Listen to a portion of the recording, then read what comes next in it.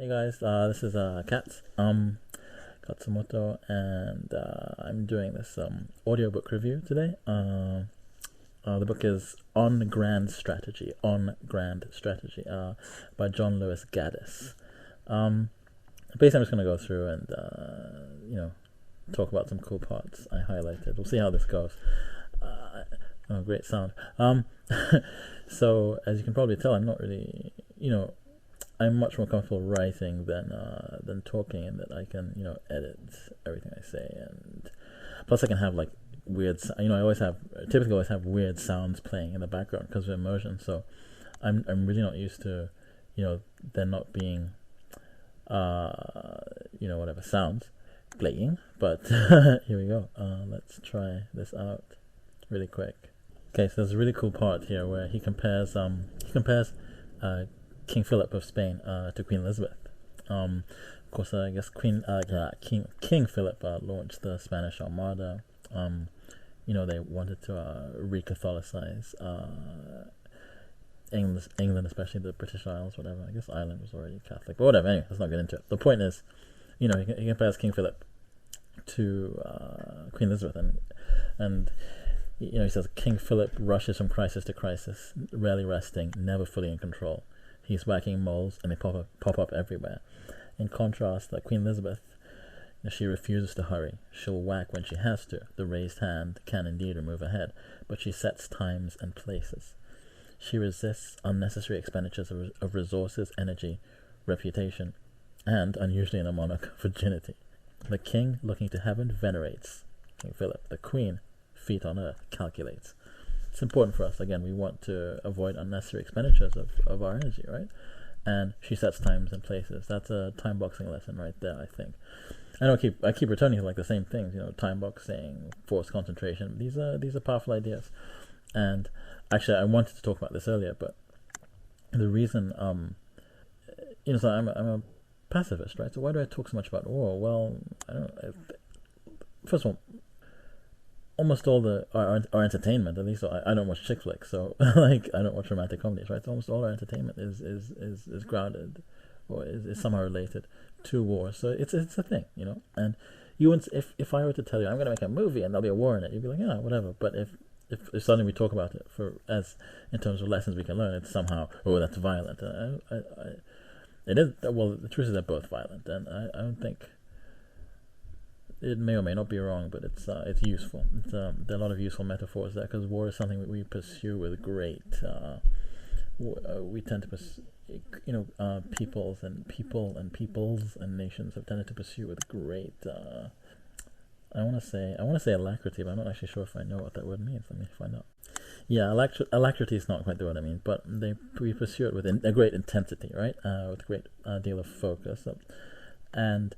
What I'm saying really is it's important for us to pursue anything we do pursue with that kind of focus. Otherwise, why bother doing it at all? I'm not saying, if it's not worth doing something intensely, is it worth doing at all, right? Which is not to say, do it perfectly. I'm just saying do it intensely, right? Perfection and intensity are actually quite different. Although ironically, intensity will get you closer to perfection in less time, but that's neither here nor there. The point is, they're useful lessons to learn, and we're here learning them. More on Queen Elizabeth. Elizabeth readily yielded authority. She didn't even design her own palace. She simply took over or borrowed the ones she fancied. If God didn't want to do everything, why should she? That's really cool, and this is again the idea of us using ideas from wherever they come. Screw it. Yeah, that's a good idea. They use it. We don't have to reinvent the wheel, right? It's this really amazing. There's this. Here it is. I was doing some traveling, and I saw this yacht, and it's called the Attessa 4, Roman numeral 4, and it's owned by this guy Dennis Washington, and it's really weird looking because it looks like a commercial ship. It's weird, but it's a yacht. It is still a yacht. There's a helicopter on it and everything. But I was like, what's the deal with this? Anyway, I went to. So I saw this thing in real life, and I went to look up some more information on it, because when you get like yachts that big, there's actually lots of publicly available information on them. In fact, I think you can actually track their location by GPS anywhere in the world at any time. It's kind of cool. Like, it's publicly available. Anyway, so it turns out this yacht was actually a merchant ship that he repurposed. And so this guy, Dennis Washington, he's like a chemical engineer by training, billionaire entrepreneur, right? And he repurposed a commercial yacht. Like, he has the money. His net worth is just under $6 billion, according to Wikipedia. So he has the money to, custom build a yacht exactly the way he wants. But he's like, he actually finds it easier to take. He found it much easier to take. It's not the first time he's done this either. To take yachts that already exist and repurpose them. And not only do I respect the heck out of that, I really understand that. Like, it's actually. It's hard just doing stuff completely from scratch, right? It's rough, and I don't think. And first of all, often when we think we're doing stuff from scratch, we're actually just unconsciously borrowing things. So he's like, no, I'm not even gonna unconsciously borrow. I'm gonna borrow consciously. Like, I'm gonna just take this. I've got this this yacht I already like, and I'm gonna, I'll customize from there. It's great to start from this foundation. So when you find like ideas, like in my case, it was. Well, I found some Polish guys who learned English really well. So it's like, well, hey, that's an idea. Maybe I can use this for Japanese. That's what those Polish guys were, the anti-moon guys, Tomas and those guys, and applying those ideas to Japanese is what those ideas are what became the core of the so-called ajatt method. But yeah, so I think we have this cult of originality, this idea that we gotta. You just abuse enough laudanum and cocaine and opium and alcohol, and then suddenly, these Greek demigoddess muses come and give you this idea, and it's just magic, and we have these quasi-religious kind of, and we have a lot of magical thinking around creation, creativity. And it's wrong. It's wrong, not just because it hurts us, but it's incorrect, and it's not useful. And so borrow a palace, just take over a palace, and stick your own furniture in where you want to. But you don't have to.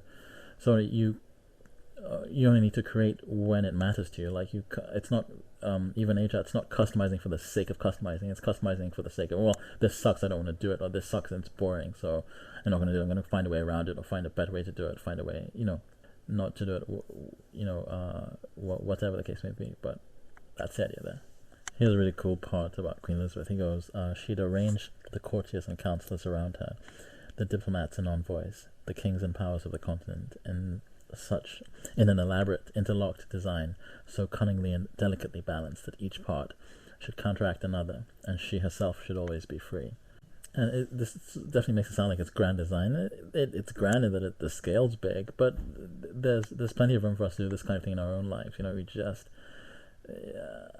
you could call it the Homer Simpson principle, right? You get everything that in that couch just right, where it's your groove and you're comfortable. You get your tools, your methods. You just tweak everything just the way you want it.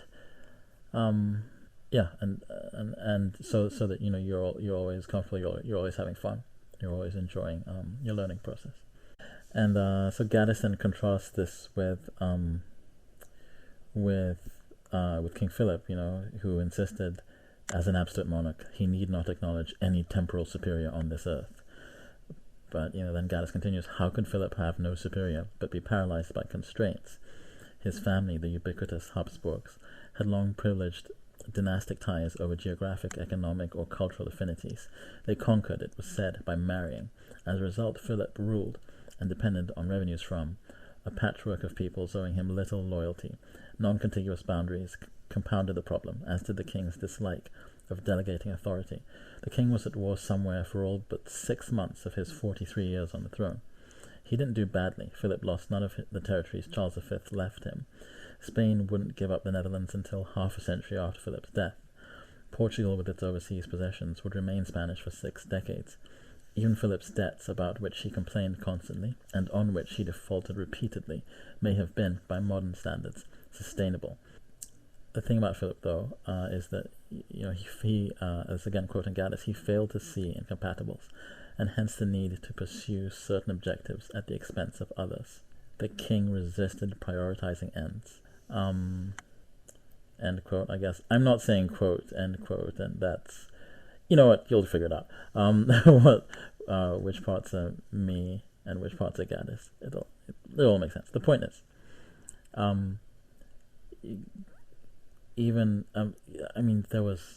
it's hard to imagine now just how powerful Spain was in the 16th century. Like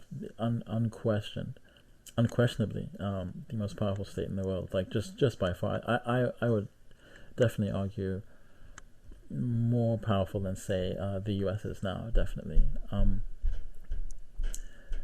But they were like, it's weird. Like the Spanish Empire, it was like, how like larger stars larger than the sun, they have more fuel, right?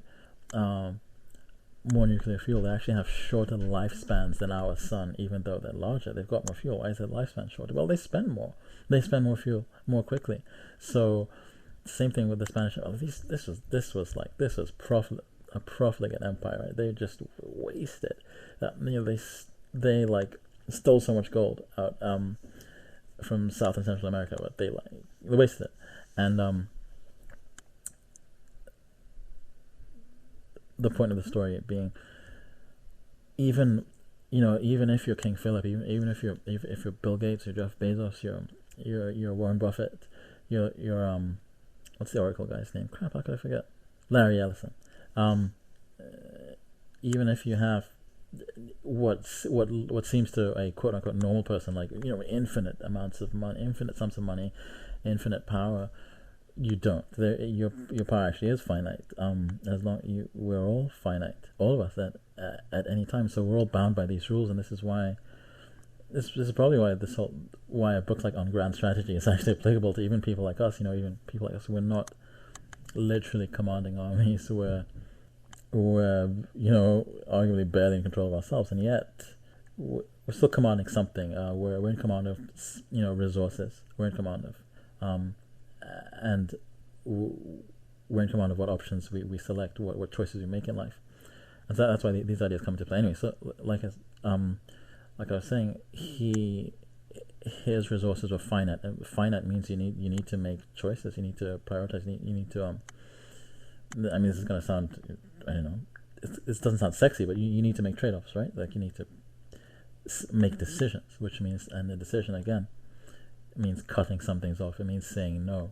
It means actually cutting a great many things off. It means cutting off everything but the things that matter most. But he was too cool for school. He was too cool to prioritize, and he ended up, as Gaddis mentioned, I don't know if I mentioned it here, but Gaddis talks about how King Philip himself didn't lose any. Yeah, I did mention it, right? King Philip himself didn't lose any of the territories Charles V left him, but after his reign, they went away, which I think says something. Right? It says something about. I'm not going to do that. It may seem harsh to blame someone for things that happened after their death, but I think it's fair to say like he set off continued a chain of events that had effects, that had posthumous effects, and just not having priorities is going to do that too. It doesn't matter how much or how little power you have if you waste it. So the thing is to be sensible at any time, or when you feel like you have very little, whether you feel like you have very little power or whether you feel like you're king of the world, literally and figuratively, you still need to be smart about it, and not just like this miser, like, be smart about it, don't spend any of your. I mean, I do joke about being a miser with your energy, but you need to be economical with it, and that means not wasting it on like BS that you hate, right? Like, why are you gonna don't do that? Like if you seriously hate doing something, or more likely you hate the way you're doing something, then don't spend energy on doing things that way. You want to change the way you do things. So then Gaddis contrasts King Philip with Queen Elizabeth. So King Philip, the king resisted prioritizing ends. With Queen Elizabeth, he's like relishing opposites. The queen was constant only in her patriotism. her insistence on keeping ends within means, and her determination, a requirement of pivoting, never to be pinned down. Elizabeth balanced revenues and expenses during most of her reign, even running a surplus in its second and third decades. We don't usually connect fiscal responsibility with lightness of being, but in Elizabeth they aligned. Lightness allowed flirtation, which cost less than obligation, whether to suitors or to their realms. It facilitated strategic mischief. When short of funds, Elizabeth allowed her navy to raid Philip's treasure ships returning from America. Perhaps, she suggested in response to his protests, they'd been the victims of pirates. She balanced purposefulness with imagination, guile, humor, timing, and an economy in movement. She, Queen Elizabeth, without visible effort, retained the initiative in all she did. He, King Philip, exhausted himself, regaining it in one place while losing it somewhere else. Regaining initiative in one place while losing it somewhere else. It's important because King Philip failed to be selective. He tried to be exhaustive. He wanted to be, large and in charge everywhere all the time. And that meant he was large and in charge nowhere at any of the time. Where is the Spanish Empire now? It's kind of nowhere. And, continuing with Gaddis, she, Queen Elizabeth, deftly turned adversaries against each other. He, King Philip, ponderously united them against himself. She, running a poor state, kept it solvent. He, running a rich one, begged and borrowed. And so there we go. Big stars versus small stars again, right? Like actual celestial bodies. This part's really cool. I don't think it's actually relevant to us, but it's just kind of cool. Elizabeth's navy could intercept Spanish ships anywhere along their long route, leaving her free, because distance delayed communications, to avow or disavow its actions. Here's another really cool quote. This is the Duke of Alba speaking to the Duke of Alba, commander of King Philip's armies in the Netherlands, and he's kind of finding King Philip's ideas a bit impractical, a bit loony, but whatever, and not whatever. And he goes to him, even though the principal means must come from God, as your Majesty very virtuously and piously suggests, it seems necessary to examine what human resources would be needed to carry out your wishes. It's kind of one of those backhanded, like, your ideas are great, they're just kind of crap, so kind of your head's in the clouds and you're full of it. So okay, that's great. That you've got your churchy thing that's gonna work, but we need to figure out how like we're actually going to do this, and I think that's important. Actually, this is important to us in a way, not just like in a being like smugly secular way, but more in terms of I think it's very easy for us. And which us am I talking about? I don't know. I don't know if it's a thing with English speakers or not, but just I don't actually know. I don't think it's a thing. It's limited to English speakers, but getting wrapped up in maybe just anyway, wherever it's from, we have this thing where we get wrapped up in principles, like in ideas, and so you'll get people who are like, well, I'm doing ajatt method, or I'm doing this method, I'm doing that method, right? And they're like, well, this is what the method says. Like, it becomes dogma to them. It's like, well, no, just okay, these ideas are there, and they're good ideas, but it's also figure out like what do you have going for you, and I mean, you probably know this already. If you're listening to this, you're in pretty deep, I think. But I think it's important not catch religion over ideas where you're trying to over methods. These are just practical tools. It's not something you want to be dogmatic about. It's not something you want to be really attached to. It's a tool. It's a tool, and it's the time. Like, even I love SRS, but if something better came along than SRS, that'd be it. That would be it. That's it. We'd part ways. It just happens to be a great tool. I still it's one of the best tools we have, even now, as far as we've come. We've come a long way in many ways, and in some ways, and in other ways we haven't. And so, it's a great tool. I use it every day. But again, I'm not attached to it for the sake of being attached to it. I'm attached to it for the sake of it. For the sake of it works, really, right?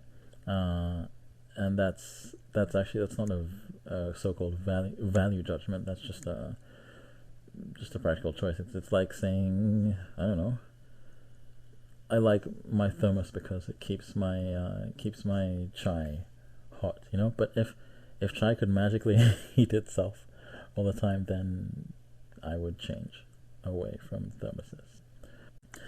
Okay, so moving on. Here's a really cool quote from Gaddis. The English didn't defeat the Armada, but they wore it down, which amounted to the same thing. This is similar to the idea of you don't learn a language, you get used to it. It's like you almost just wear you wear the language down in a weird way, right? You make the language run out of curveballs to throw you. Like, yeah, I know that word, I know that one. You just wear away at it. Just shave it down till there's always going to be stuff. There's always going to be stuff you don't know, and we're always creating new knowledge. But it's going to be, it's going to be rarer and rarer in what you read. And so just one thing at a time. You pick one thing, shave that off. Like, yeah, I know this one, I know this one, I know this one. And yeah, it's like a war of attrition, I guess, in its own way. I don't know. I don't like the term war of attrition because that makes me think of World War One and just industrial scale stupidity. But I like this idea. You wear down the opponent using whatever tools you have, whether it's pirates, the North Sea, timing, make them weather, all these things. Or in your case, just like a steady persistence and a bucket that does not leak, by which I mean your SRS, because you learn new words, but you also don't forget the ones you learned before. That's huge. I see so many people. I don't even tell them I'm cruel that way. Like I don't try to push on people in my personal life. But I see so many people who they're struggling. They're trying to learn, and they're not getting ahead because by the time they've learned new stuff, they've forgotten the old stuff. So the learning it's not self-reinforcing. It's not building, right? There's no build-up. There's no snowballing. Yeah, too bad for them, but good for you. So again, the English didn't defeat the Armada, but they wore it down, which amounted to the same thing. Reliant throughout their voyage, this is the Spanish Armada, on supplies taken on weeks earlier in Corunna, with no possibility now of replenishment in any friendly port. Half the men who embarked for England died, most from wrecks, starvation, or disease. The toll may have been 15,000. The English, in contrast, lost only the 8 vessels sacrificed to the flames at Calais, and about 150 men. And so here, Gaddis, then he kind of slams Philip. He's just slamming the guy, poor guy. He goes, so basically, Philip's like, I hope that God has not permitted so much evil. Philip wrote after the first reports of the disaster reached him, for everything has been done for his service. And then he goes on. Soon, though, he was planning a new invasion, convinced that God, by inflicting adversity, had only been testing him. Should I do it like a bad Spanish accent? I undertake to deal with everything necessary to achieve all this. I shall never fail to stand up for the cause of God. Augustine, of course, had made a similar argument, but what God would test, he'd insisted, was proportionality in aligning ends with means.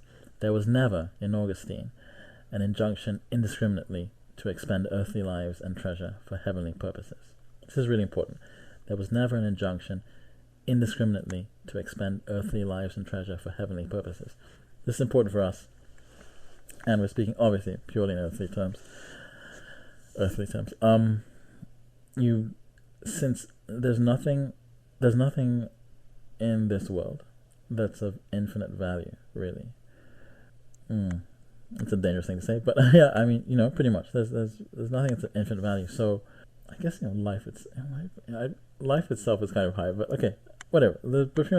Beyond, let's say, life itself, there's nothing in this world that's of infinite value. So, there's no point in expending infinite amounts of energy to acquire anything, right? So you again, even if you had infinite amounts of energy, which you don't, but even if you had infinite resources, there'd be no point expending. There'd be a stupid trade. It would be like it would be like buying a pair of Bose headphones for infinity dollars, right? Like, I mean, they're good headphones, but they're not worth infinite sums of money, right? So, that's important to us. It's an important lesson to us in being economical with our energy, which it seems it's contradictory, but on the surface, but it's not like so. So what we're saying with time boxing, you want to limit the amount of time you spend on something.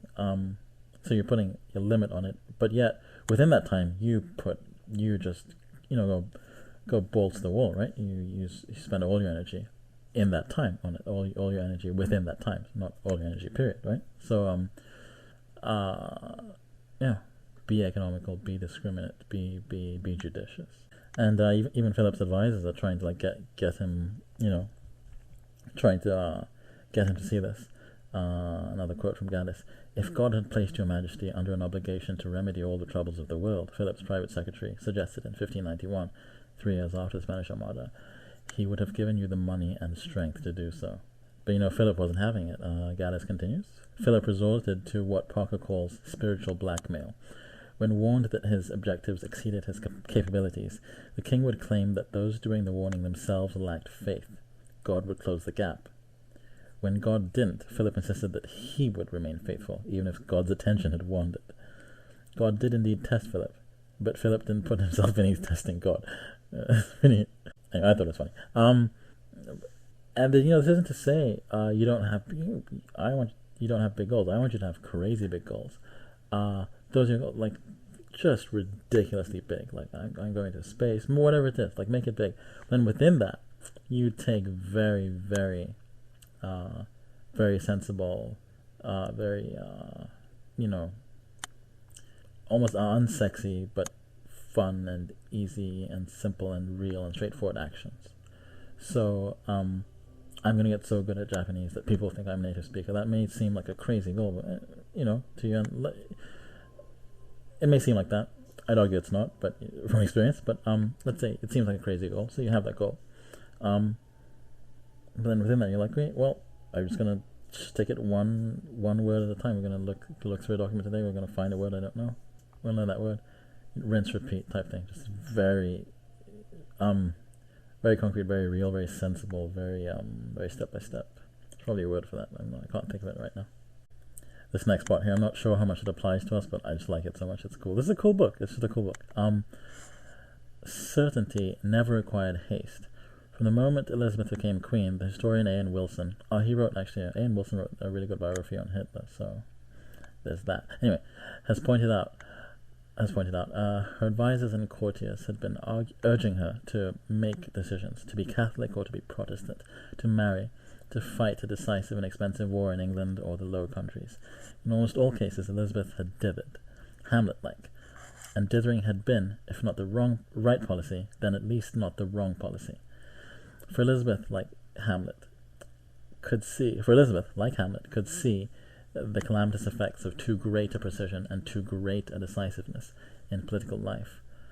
End quote. There's another cool part here. He goes, Elizabeth used dithering, which looks irresponsible, in something like the same way, to lure people into thinking she was dumb. Okay, that part's not quite relevant to us, but the calamitous effects of too great a precision and too great a decisiveness in political life. I'd argue that there are similar effects in personal life. My favorite my favorite hobby horse, do you ride it? What do you do with a hobby horse? Do you ride it? Anyway, my favorite kind of whipping boy, that sounds terrible, is New Year's resolutions. They're just they're grandiose, they're infrequent, they're